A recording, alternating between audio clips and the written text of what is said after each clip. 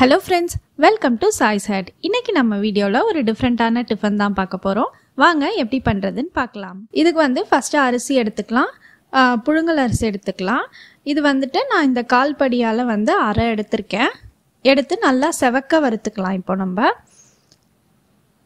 இது மீடியம் ஃப்ளேம்ல வச்சே வருங்க. கரிஞ்சிராம பாத்துக்கோங்க. இந்த அரிசியை நீங்கள் வறுத்து ஃப்ரிட்ஜில் கூட ஸ்டோர் பண்ணி வச்சுக்கலாம். எப்போ வேணுமோ அப்போ யூஸ் பண்ணிக்கிறதுக்கு அது இன்னுமே ஈஸியாக இருக்கும். இப்போ நல்லா இந்த அளவுக்கு ஒரு பொன்னிறமாக வர வரையிலும் நல்லா அரிசியை வறுத்தாச்சு. அந்த ஸ்மெல்லும் உங்களுக்கு வரும், அரிசி வறுப்பட்ட ஸ்மெல்லு. காராமணி இந்த கால் படியால் கால் அளவுக்கு எடுத்திருக்கேன். இந்த காராமணியும் இப்போ வறுத்துடலாம். இதுவும் நல்லா சூடேறி உங்களுக்கு வாசனை வர ஆரம்பிக்கும். அப்போ கேஸ் ஸ்டவ் ஆஃப் பண்ணிவிடுங்க. எல்லாமே மீடியம் ஃப்ளேமில் வச்சே வறுத்துக்கோங்க. இப்போ ரெண்டுமே வறுத்தெடுத்தாச்சு. அதுக்கப்புறம் அரிசியில் நான் 1.5 டம்ளர் அளவுக்கு தண்ணி ஊற்றி அதுக்கு தேவையான அளவுக்கு கல் உப்பு போட்டு வச்சுருக்கேன். அதே மாதிரி காராமணிக்கும் தேவையான அளவுக்கு தண்ணி ஊற்றிக்கோங்க. அதுக்கு தனியாக உப்பு சேர்க்க வேண்டாம். இதை குக்கரில் வச்சு 5 விசில் வரையிலும் வர வச்சிடலாம். இப்போது ரெடி ஆகிடுச்சு. அரிசியும் காராமணியும் நல்லா வெந்துருச்சு. நெக்ஸ்ட்டு பேனில் 4 டீஸ்பூன் அளவுக்கு எண்ணெய் ஊற்றிருக்கேன். எண்ணெய் காஞ்சோன்னே கடுகு போட்டுடலாம். நெக்ஸ்ட்டு 4 காஞ்ச மிளகாய் போடுறேன். அதுக்கப்புறம் கொஞ்சம் கருவேப்பிலை, 2 பெரிய வெங்காயம் கட் பண்ணி வச்சுருக்கேன். அதையும் சேர்த்து நல்லா வதக்கிடலாம்.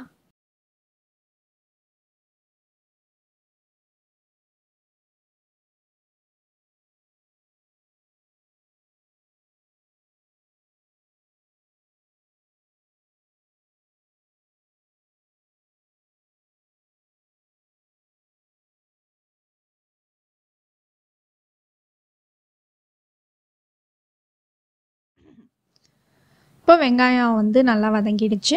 இப்போ நம்ம வேக வச்ச காராமணி சேர்த்துடலாம். தண்ணி இல்லாமல் சேர்த்துக்கோங்க. சேர்த்து நல்லா மிக்ஸ் பண்ணி விட்ருங்க. அதுக்கப்புறம் ரைஸையும் சேர்த்து மிக்ஸ் பண்ணிவிடுங்க. இந்த ஸ்டேஜில் உப்பு செக் பண்ணி பாருங்கள். தேவை இருந்தால் சேர்த்துக்கலாம். இப்போ இதை ஒரு சிம்மில் வச்சு ஒரு 5 to 8 மினிட்ஸ் வரையிலும் நல்லா மிக்ஸ் பண்ணி விட்ருங்க. சிம்மில் இருக்கட்டும். அப்படியே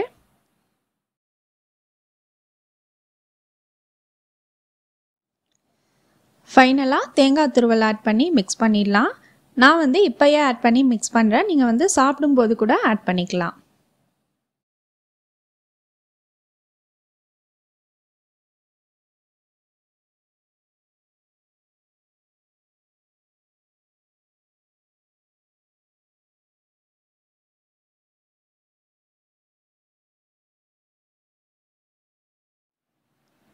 இப்போ நம்ம சுவையான பொரியரிசி உப்புமா ரெடி ஆயிடுச்சு.